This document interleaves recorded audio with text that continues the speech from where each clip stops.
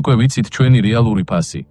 და რაც მთავარია, ვიცით ჩვენი გადარჩენის მექანიზმები იმ შემთხვევისთვისაც კი თუ იმედგაცრუება კვლავ განმეორდება. ჩვენ აღარ გვეშინიან გრევის, რადგან უკვე ვიცით როგორ ავაშენოთ თავიდან. საბოლოო ჯამში, მომზადება არის პროცესი, სადაც მსხვერპლი გარდაიქმნება სტრატეგად.